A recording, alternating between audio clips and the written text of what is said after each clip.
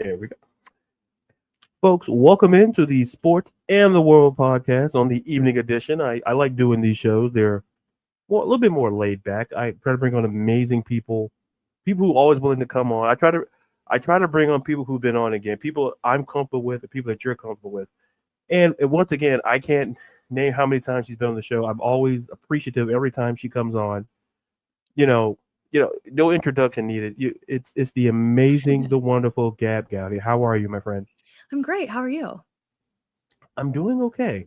I'm doing okay. My football teams is I don't know what they're doing, but they're doing something, They're and doing something, yeah. it's like I'm glad the bye week exists. It's a lot of great inventions in the world, but the bye week is definitely me top 10. Microwave, air conditioning, bye weeks, it's all there.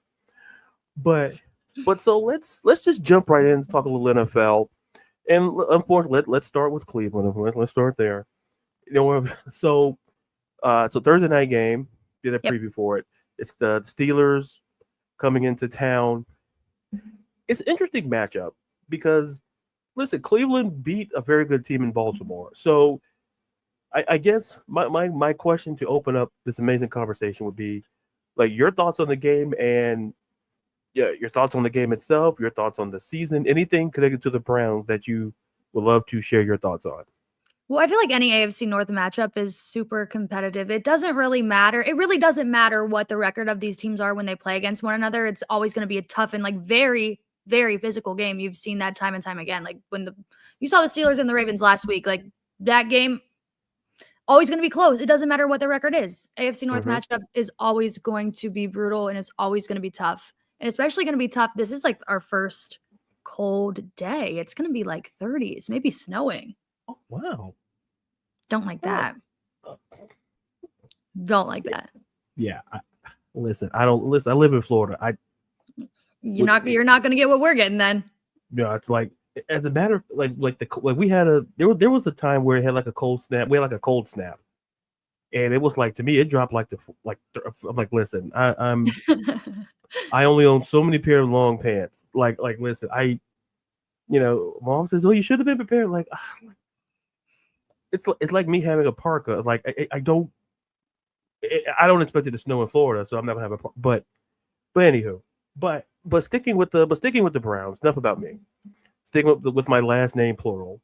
Um, I saw something and to me it's interesting when we were talking about NFL coaches hot seats. We're at that point of the season where we've seen a couple of coaches. We've seen Robert Saleh been shown the door, so Yep. we've seen coaches, get the boot.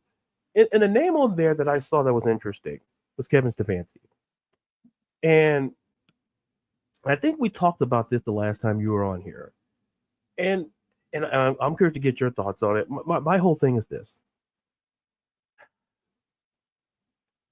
I defend Kevin Stefanski in this regard. To me, like I said, I don't speak for other people. I don't think he wanted Deshaun Watson. I think that he was just, hey, we gave up a lot of picks, we gave him a lot of money, so figure it out. And it's been seen that he doesn't. Kevin Stefanski's offense can work. We've seen like Jameis Winston had great, so we've seen like it can work if the quarterback is willing to learn the system. But that's just one man's opinion, whose last name is the same thing as the team. But I'm here to get your thoughts on Kevin Stefanski, being on the hot seat because there are coaches to me that are whose seats are way way way way hotter. But that's just my opinion. So I'm here to get your thoughts on Kevin Stefanski being on the hot seat and whether he should even be on the hot seat. I don't think he should be on the hot seat, but at this point, what are you supposed to do? Because it's very dysfunctional. You're not winning games. The team doesn't look good at all. I believe in Kevin Stefanski. I think Kevin Stefanski is a good coach and probably will go on to be a great coach in the NFL if he gets another opportunity somewhere. I'm not saying that he's going to be fired, but if he were to be, he could go on and be a great coach somewhere else. But I think that just comes with the territory of coaching the Browns. It's never going to be easy. You never know what's going to happen, and it's probably not going to go well. I can't tell you when it's ever really gone well. I mean, Kevin Stefanski, I thought he was doing great. I thought he was doing a great job, but They're 2-8. The team's a mess. Very dysfunctional. You can only do so many things, but you have to make changes at this point. I feel like you have to. Yeah, that's a fair point. And I think, and you said something that's very significant, is that it may not necessarily he's the cause of the dysfunction, but it's just so much chaos. To me, it's similar to the Jets, where Robert Saleh was a good coach. It's just so much going on around there that you point your finger at the guy who, you Right. point at whoever's in charge on the field, and that's the head coach, unfortunately. And like I said, Kevin Stefanski is a great coach. It's just, I tell people this is like I can't think of another great, to me, probably the greatest Brown coach in a while. Right. I mean, it's been very, very dysfunctional. Yeah. I mean, that's like the best way to describe it. I don't know what else to say. It's just, I don't know. It's been hard. I mean, some of the other coaches, I don't know if they should have even been hired to be in that position in the first place, like some of the past Browns coaches. But like, again, it's just how it always goes. Yeah. You said that I thought of Freddie Kitchens, and I'm like, who? I'm like, wait, like, yeah, like we've been through it all, man. It's like I look at the name of the coaches, and I'm like the nerd in me remembers like they hired Pat Shermer, they hired Freddie Kitchens, like Hugh Jackson. Like, we're not, Jesus Christ. But anyway, that's no comment. And I'm gonna leave it at that, because, like I said, Kevin Stefanski, and the thing is, he's a game above 500. So given all that's going on, I could listen. If you're above 500 in the NFL in a very competitive league, yeah, I'll take it as a success. Now shifting away from Cleveland, even though it's a great city, we'll come back to Cleveland later in the episode. But I want to talk about, the NFL MVP race is super interesting to me, because, and I'll be the first person to admit, listen, there's a lot of people watching, so I guess I'll say people will bring it back at me. I was wrong about the Buffalo Bills. I was wrong about Josh Allen, because, and I don't feel bad. I think other people were too. Going into the season, like, you lose Stephon Diggs, and you're surrounded by guys like, you got Khalil Shakir, you got Dalton, you got Dalton, you got Dawson Knox, you got receiving core that a lot of people never heard of name wise, and yet they found success, and that was even before they traded for Amari Cooper, and so all of a sudden somehow they got better, even though they were playing great as is. I'll listen. I'll be the first to admit, listen, I'll take the L for that. But to me, and I saw something you posted on your social media that I agreed with. Listen, people tend to forget how great Josh Allen is, simply because I don't know. Well, I think it might be the turnovers. People don't like interceptions. People don't like the fumbles, and I get that those are very bad plays in football. No one wants to see that, but at the same time, he's throwing more touchdown passes than a lot of other quarterbacks. He's making plays that other quarterbacks aren't making. But, they always remember the mess ups. Yeah. Right. To me, it's kind of like life too. People remember the negative parts, and you can do a lot of great things in your life. And people, remember that thing you did 2-3 years ago? It's like, why are we going there? That's the way I feel about Josh Allen. Listen, he plays a position where he has the ball in his hands every play. He's the quarterback. So listen, he's gonna make mistakes. It's not like he's going out there and throwing interceptions and fumbling every play. Listen, he's making plays with his arm, he's making plays with his legs. And look, to me, I look at the MVP race, and listen, it's Josh Allen versus Lamar Jackson. It depends what side of because to me, Josh Allen's in that conversation. But enough of me talking about it. I'm curious to get you. I'm very curious. I know you love the Bills. One of the great fan bases in the league. Maybe great fan base. Curious to get your thoughts on Josh Allen, the MVP race, and who are you liking? And is there someone we're not talking about that we should be talking about?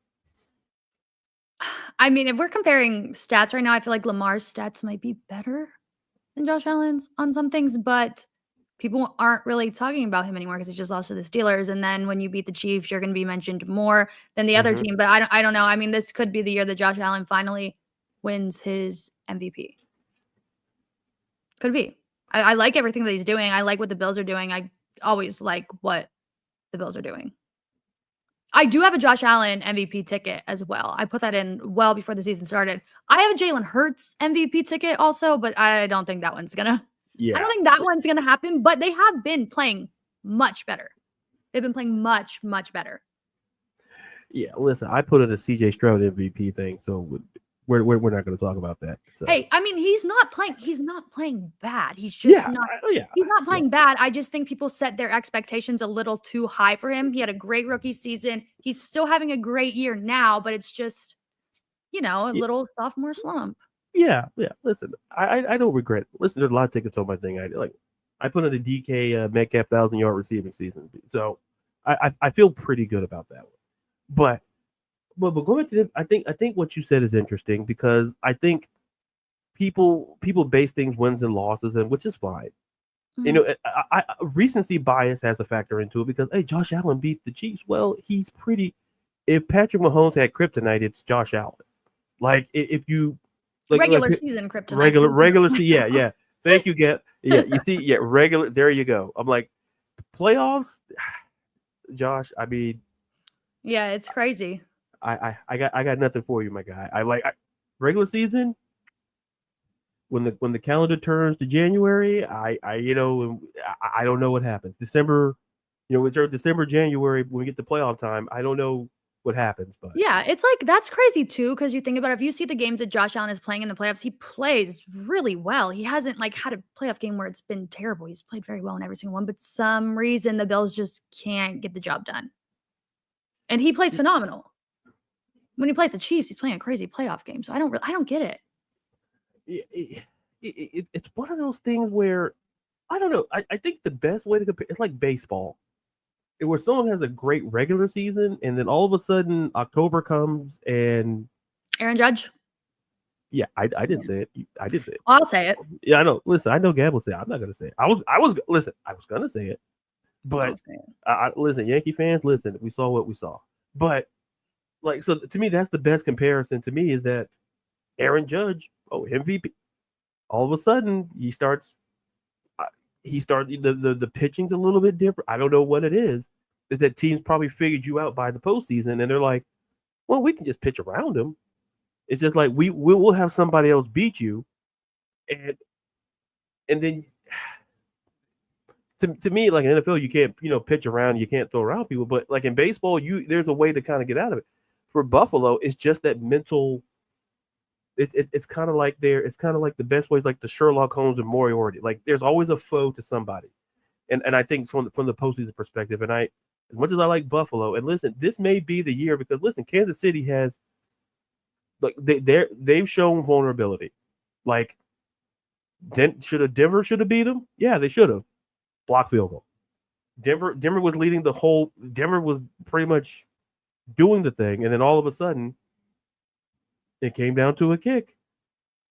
Special teams for the Chiefs kicks in.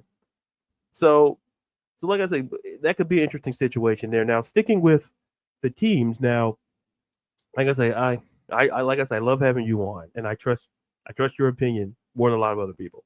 No lie. So if I say Gabb, right now as we're talking on this Wednesday evening, who are your top 5 NFL teams right now? Top 5. Can I give you like a top 4 who I think are going to play in each conference championship? Do you? I think we're going to get Bills Chiefs again because that would be awesome. And on the other side, we're going to get Lions Eagles. Basic picks, but that's what I feel. I don't think people like the Eagles. Yeah, and I think it's because of the coach. To be honest, I don't really think he has done that great of a job either, but I like everything that they have. Yeah, it's one of those things where it's like, what was the coach? No, I get it. But like, You're looking at Jalen Hurts, you're looking at Saquon Barkley. Listen, Saquon Barkley, between him and Derrick Henry for Offensive Player of the Year, like a Saquon ticket. It's like to me, you ask me today, I'm like, I say Saquon because you look at that Eagles offense, somehow it got better. It wasn't terrible last season, but somehow adding Saquon, they just got better. And that's saying a whole lot. They're like, hey, what's the plan? We're not gonna lean it all on Jalen. Jalen can make the big throws to AJ Brown, Devontae Smith. He can we make the big plays. But the run game significantly better. And it's not knocking any of the running backs who played for them last season, but it's the fact of the matter is, if you ask me today, like Saquon, like if you're a Giant, like how do you let that walk out the door, and you kept Daniel Jones the door? That's all I'm saying. I understand you don't want to pay running backs, but listen, there's for every rule in life, there's an exception. Saquon is the exception because he can catch it out of the backfield. He can run east and west, north. It doesn't matter how you have him run. But I don't know. It's just like for the Giants. Hey, listen, hey, you got Tommy DeVito, and keep your heads up. It's gonna be great. It'll be fine. Thanksgiving, I might make other plans, but so you gave us your top, and you gave us your top 4 teams, which I like. So now that you gave the top 4 teams, I think you know what the follow-up question is. Who are we going to see in the Super Bowl? I wanted to be the Bills, but I can't go against the Chiefs until they're eliminated from the playoffs. Because we've seen it time and time again. Like everyone for the past few years, everyone's like, "Oh, the Chiefs can't do it. The Chiefs can't do it. They look so bad in the regular season." Then what do? Just make it easily through the playoffs and win another Super Bowl. Yeah, I'm going with the Chiefs. Chiefs versus Eagles rematch. Sorry, Lions fans.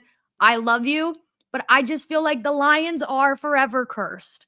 If you have a football team that's on Lake Erie, you are cursed. There's nothing you can do about it.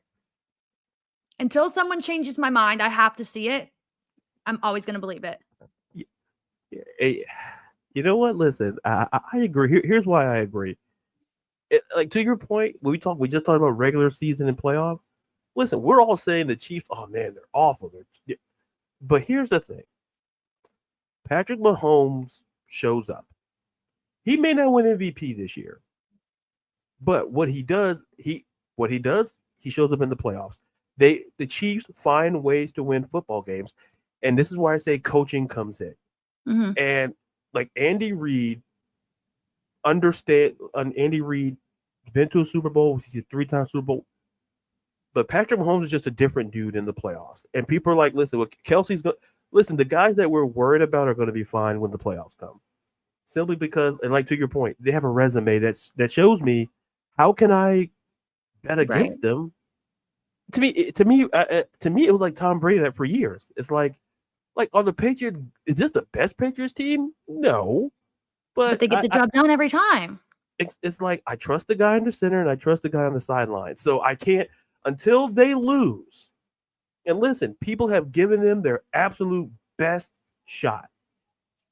I mean, it felt like a boxing match better than that Jake. But anyway, I'm not gonna get into that. That's sorry, Netflix. But anyway, you know what you did. But the thing is, until somebody knocks them out, Chiefs Eagles is not the worst thing because at the end of the day, the Eagles gave the Chiefs an absolute run for their money. We could argue there was a play in that game where if it went the other way, maybe we're having a different conversation. But until I see Patrick Mahomes lose, who's the only person he lost in the Super Bowl with? Some guy named Tom. Let me look that up. Right. Thomas Edward. Yeah. So he's on that sort of mission that he wants to be great. And when people want to be great, and he's shown like, hey, he just shows up. And like you say, anytime they play the Bills, the game, we're going to get like, listen, if you're a betting person, listen, just take the over because the defense is great. Game. Yeah. And so I can't disagree. Like Detroit, listen, I love you. I love Jared Goff. I love Dan Campbell, biting the kneecaps. Great story. Applebee's, great stuff. But it just, I don't know. It's just like maybe it's the curse that makes me not want to go with them. But I think they're great. I mean, they've blown out Jack. They've blown out and played well against how great their offense is. But it's like the playoffs. It's like, what are we gonna see? What are we going? And like I think the Eagles will figure it out. And I think it won't be because of Nick Sirianni. I'll tell you that much. I think it's because of Jalen Hurts Saquon Barkley, and shout out to the offensive line. Like losing a guy like Jason Kelsey and Big deal. yeah, and figuring that out, like that's an accomplishment in itself. So I think we're on sync with the Super Bowl. Listen, Lions fans, if you're watching, we love you. We do, and we're rooting for you. We love you. I do want it to be different. I want things to change, but like, I just can't do it until I see it.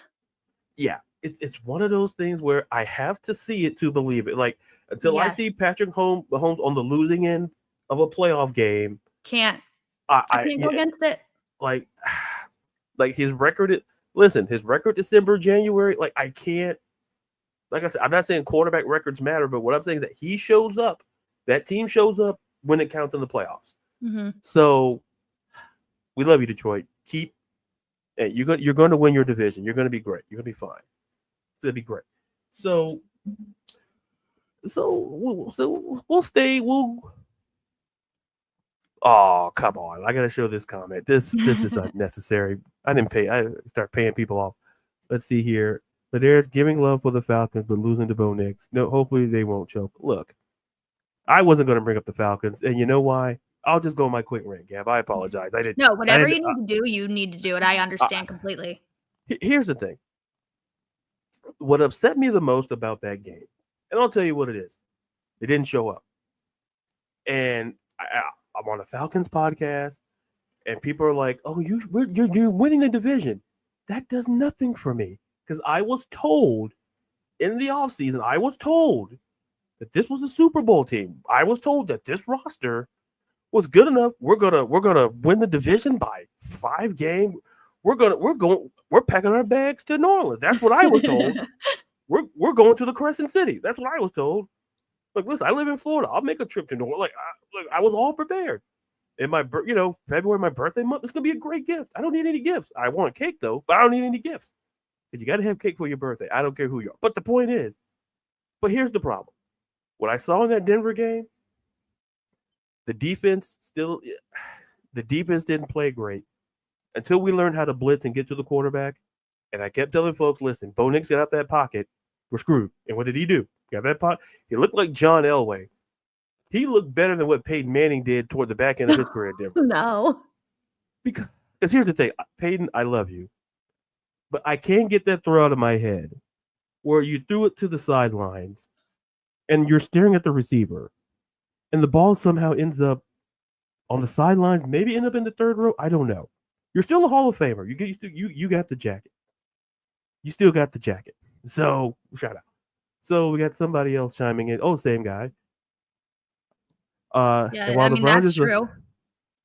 But the other Cleveland teams will say the city. Yeah. And speaking of which, thank you, Jay. I love the transition. Thank you. I'll send the checks in the mail. Thanks. I did want to talk. I wanted to sneak in a little Guardians talk. Yeah, for sure. I would love Guardians talk. So listen, Stephen Vogt, Manager of the Year. Listen, I'm just not saying this. I think once again, I think last time we talked, I talked about Stephen Vogt, and I said, listen, it's very hard to follow a guy like Terry Francona. Mm-hmm. And I've always said, when you follow a great manager, a great coach, whoever the next person is, they're going to compare you to that person. Always. It's kind of like, where like Gerard Mayo's kind of getting it because like the guy who followed him won 6 Super, Right, one of the like best head coaches of all time, right? Just not an easy job to follow. Right.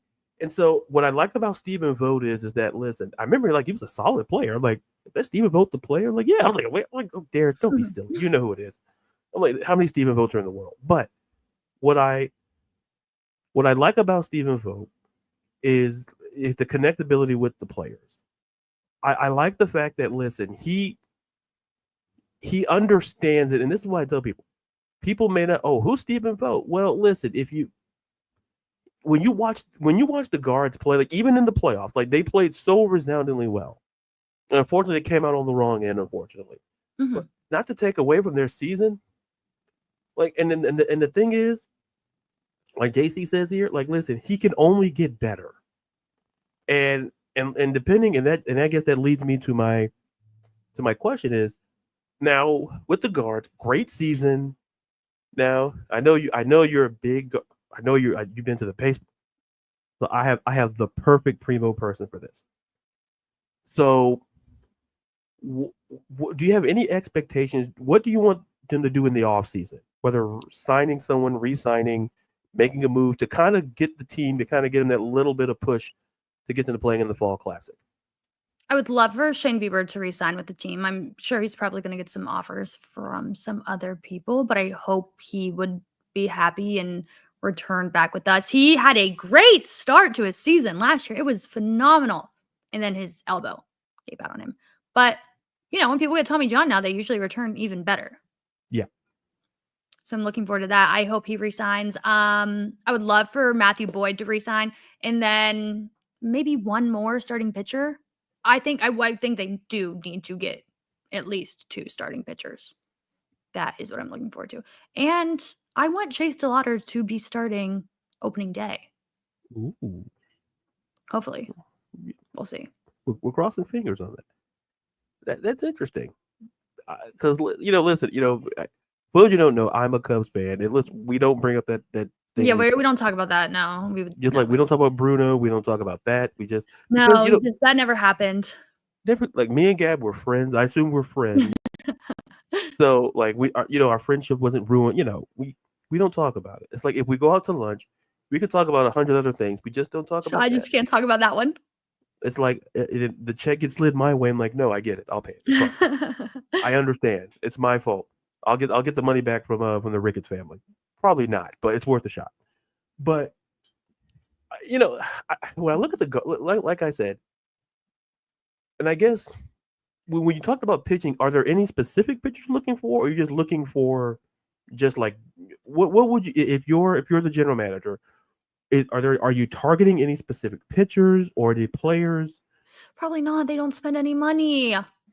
That's the main issue. Like I saw this graphic the other day. It was like it was money spent by each team in the past. It might have been 10 years in free agency. We were second to last. I mean, of course we were. Which speaks volume for how we develop players and trade for players and find players to fill the needs of the team that we have. But maybe just one time, just like spend a little money and give us something. That would be great. Just once. Maybe just once. Yeah. In a perfect world, like if you're a player away, but like, oh, we don't want to spend. And when ownership talks about they don't have any money, I just go, I want to believe you, but I don't believe. I mean, because sign someone, man. Get somebody like okay, we're not gonna get one like hypothetically, we may not get Juan Soto, but let's get somebody. We need. Like I said, with the Cubs, listen, I used to be the guy angry they let go of Rizzo and Baez and listen. To me, I calmed down to seeing Chris Bryant in Colorado. I'm like, okay, yeah, all right, I'm okay with it. All right, Anthony Rizzo in New York, not really doing much. Javi Baez, not really doing much. Yeah. Like he was doing it like, oh, he kept swinging and missing. Well, he did it here, so it was like he's swinging and missing. Listen, like Haley, she's a type. Like, listen, I root for him from a distance. I was like, I want him to succeed, but then I'm like, there's a reason why he's not on the team. It's why we invested in Dansby Swanson and we got Nico Horner. There is a reason. Like, just saying. Mm-hmm. Like, so I want to sneak in a little baseball talk in there. I want to talk about the NBA. Yeah. Because here's the thing. Your Cavs, they're very fun. They're great to watch. Listen, what I will say, I don't know if I should say it, but I'll say it. Listen, when I'm making a little nice parlay, listen, I'm going to say, listen, Spider's been very good to me. Like, listen, those threes, like, listen, good to me. I'm like, oh, 2.5 threes, I'll take it. He's making them. Yeah, he's making them. I'll take it. It's like, and I look at this team and I go, it's like, with Kenny Atkinson, I'm like, this team looks good. Like, it's early on, but it's like, to me, the East, the East feels like people I think were ready to say, hey, Boston is going to just lock it. They're going to go back to these. And I'm like, I pull my Lee Corso, not so fast, my friend. Because like when I look at Darius Garland, I look at I'm like, these guys are good. They're young, and that's the key. They're young and they're good. Because there's veteran teams up there that are good, but like we're talking sustainability. Like Cleveland has sustainability, and listen, them starting off. Listen, it's we look at like it's the Cavs, the Celtics, the Knicks, the Hawks, the Magic. Like, if you told me that was the top 5 of the East going in, I'm like, okay. Like, so and out west, it's just the whole curve. Feels like everybody's good out there. Yeah. It feels like everybody's good for some, Golden State, OKC, Denver, Clipper, Houston. Houston's a little bit of a surprise, but given for each his own. So I'm just curious to get your thoughts on you go about your Cavs, the NBA so far. Just your the NBA Cup looked. I'm finally understanding what it's. It took me a while to understand what it was all about. I watch it because basketball is the only sport where, like, I don't have a particular favorite team. Like, if I did, it would be the Magic because I live closer to Orlando. But so I'm just curious to get your thoughts on the NBA thus far. Whatever NBA related you want to talk about. For me, it's been really fun. I mean, obviously, being a Cavs fan, that's been really fun. I know it hasn't been the best for some other teams. Some teams are struggling. Like, I really like the Sixers, but seeing what's going on with them is a disaster at the moment. But the Cavs, fun and exciting. Now, a lot of people have a lot of things to say about them, which annoys me. But, when your team is playing well, there's always going to be people that are saying negative things often. But I don't know. I think what they're doing is really impressive. And I think, like you said, I think it is sustainable. I hope so. And even the game last night against the Celtics did win. I think the Celtics are a better team than the Cavs. They should be. They're the reigning NBA champions. We didn't do anything besides get a new coach, but that game was close, and I was impressed by what I saw. Yeah, I was too, because I'm like, man, we could be seeing this could be an Eastern Conference Finals type of thing we're watching here. And like, no disrespect, I don't want to hear Knicks fans. I'm just saying it could be. I mean, Knicks fans are, okay. They always got a lot to say, but they never get there either. So I get it.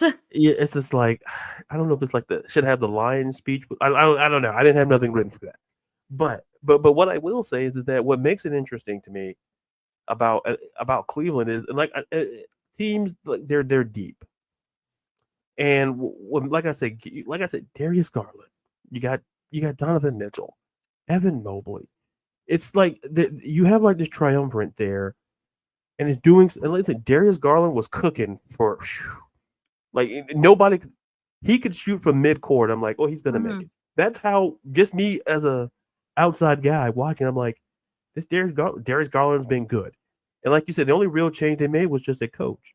So, like I say, people like coaching. That's why I would say coaching does matter. And like Kenny Atkinson, I don't know what he did in the off. I don't. It looks like a different Cavs team than what we saw from last season. Right. So, but like you said, going back to the Sixers though, that's a lot to unpack. To be perfectly honest. Yeah. It's like, is it Embiid? Is it Maxey? Is it Paul George? Like, well, I'm not trying to hate on Paul George. I think Paul George is a great basketball player, but I feel like everywhere he goes, there's like a disaster that follows with it.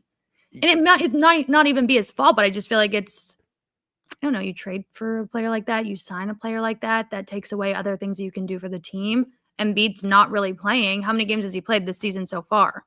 Yeah, I think it's even 10. I don't think it's been done. And I really like Joel Embiid. I think he's a phenomenal basketball player, but they said he's not showing up to meetings on time. He's not going to practice on time. If you're a veteran guy, I'm sorry, but you can't be acting like that. Yeah. You can't have younger players telling you got to get it together. That's a really bad look. Yeah, it's not good because the report came out. Jared McCain is your best player, and I love Jared McCain. I think he is an awesome basketball player, and I'm having a great time watching what he's doing right now. But having him as your best player with the players on that team, crazy. People right now Googling, well, who's Joel McClain? They're probably Googling who that man is because to me, I like Embiid. I really do. But like you said, when there's, I won't say rookie, but when there's like younger talent saying, hey, where are you? That's not good. And like if you're Nick Nurse, I don't know a scenario where Like, you got to do something because Joel Embiid is he's a hell of a talent, and listen, the world, Yeah, they should be winning games. like, the world's at peace, boy. So if you're a Sixers fan, the opinions expressed by and JC Roman does not express the opinions of the Sports in the World podcast or its guest, maybe, not sure, but the overriding point before we put a button on this is simply, I don't know how you get out of it. Because if it was an on-court thing, you can kind of fix that. If it's on the court, strategy, you can fix it. But when it's off the court and you're having to convince your best player, he ain't showing up to meetings, he ain't showing up to like you're supposed to be the leader, and it's like when you're not showing up, it reflects. I don't care what sport it is. If you're that veteran guy in the NFL, you're not showing up, and these rookies are telling you, "Hey, you need to show up." Because in a lot of these cases, these rookies are looking like veterans simply because they want it more. Like, hey, you should want this just as much. You've been here a while. Like, if you're Joel Embiid, you're the guy. When you're looking at the guys, like you're looking at Jokic, you're looking at Giannis, they have something you simply don't. They have a championship. You don't have that. You need to be here. And then, like you say, with Paul George, it just like when he was at the Clippers, it's like, well, the Clippers are going to be great. And then they weren't great. And then all of a sudden he leaves and they look a little different. Like, and I argue that, listen, when he left Indiana, he just probably wasn't the same dude. And some players are like that. I don't know. That's my mini rant of the day, sponsored by Sports and World Podcast. But before I get you out of here, and once again, I love having you on, and I hope I didn't take up all of your time because all the time in the world tonight. And I always love when you come on. I'm like, oh, she's gonna say no at some point, and she never does. So that means I'm doing something right. I don't know what I'm doing right. I'm doing something right. I don't know, but so I guess to put a button on this, I do want I know it's early on, and I know we'll probably have you back on. Hopefully, you'll come back on again. Yeah. And so, when you're looking at this, do you have any NBA Cup predictions? NBA Cup predictions? No, because I don't even know what the standings are. I should probably look at that. Listen. I looked at it, I'm like, that's what I said. I looked at it and I go, and I saw like, well, the Rockets are leading, and I saw all I know that the Jazz are 0-2, and I saw that the Cavs and the Celtics were in the same division or bracket or whatever it's called. Yeah, we're in the same group. Group. Yeah, that's maybe the Cavs will get the because they do like the top 3. Well, each one from each group, but then I think they do one more each or 2 more each. I don't know what they do. They add another team after the teams that win their group. So maybe the Cavs could be that. Maybe not. Who's to say? We'll have to see. Yeah, listen, I'm gonna say it like this: if Donovan Mitchell goes off again, I look at listen, 15 and look. To me, if the NBA Cup feels like anybody could win it, it really does, because it's hard, because I'm like you. I literally looked up the standings.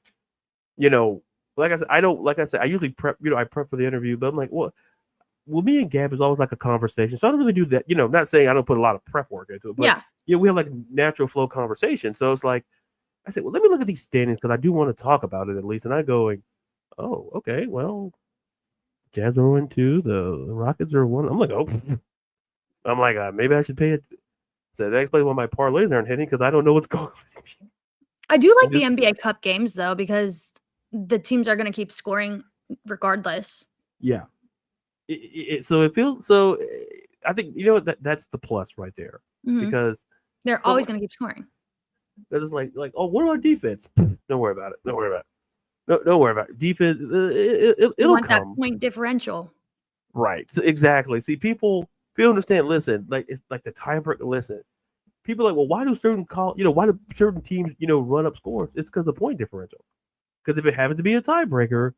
Listen, we're going with points. So we're like, hey, we're not going with fewest points. No, your point differential. Did you outdo the other team? That's what we're looking for. We're not looking for, But we stopped them there. That's cool and all. But how many points did you score? So that's why I like the NBA Cup. But anyway, but once again, Gabb, thank you so much for coming on. Yeah, of Love course. having you on. And before we get out of here, to all the amazing, amazing people watching, where they can find you and what you do. You guys can find me at Gabb Goudy, GABBGOUDY, on literally any social media platform. Look that up, and I'll be there under that. And I will be yapping. Yeah. That's Let me tell you something. Listen, as someone who follows you, I think we follow one another. I think on all of them. I think. Yeah. Maybe. Like it's good stuff. Like you're gonna get your sports. You'll get some You're gonna laughs. listen. I'm just saying. Listen, I'm saying a book should be written. I'm just saying I'd buy the book. I'm like a lot of stuff that you see on their social media is like it belongs in a book because you wouldn't believe. You wouldn't believe like people would say that. Yeah, they would. Yeah, they would. And it's like and people like and they hit the inner. Yeah, they do. They hit the send button like it's nobody's business. But before we get out of here, like, subscribe to this episode, every episode of the Sports of the World podcast. Subscribe to the YouTube channel. Follow me on social media, Twitter and TikTok, Layers_Brown. What else do I do? Jesus Christ, Darius. Be professional. Twitter. I put up an NFL preview for Thursday Night Football between the Steelers and the Browns. So that's on my Twitter, TikTok, and Instagram, which is there _Brown. And folks, thank you guys for watching. And once again, Gabb, hopefully we have you back on maybe, sometime, maybe for the end of the year, maybe sometime. I love having you on. I always love when you do come on. Yeah, you just let me know. Thanks. All right. And folks, and that's all for this episode. Be real, be you, be blessed, and be safe. We'll hear from the Sports and the World podcast.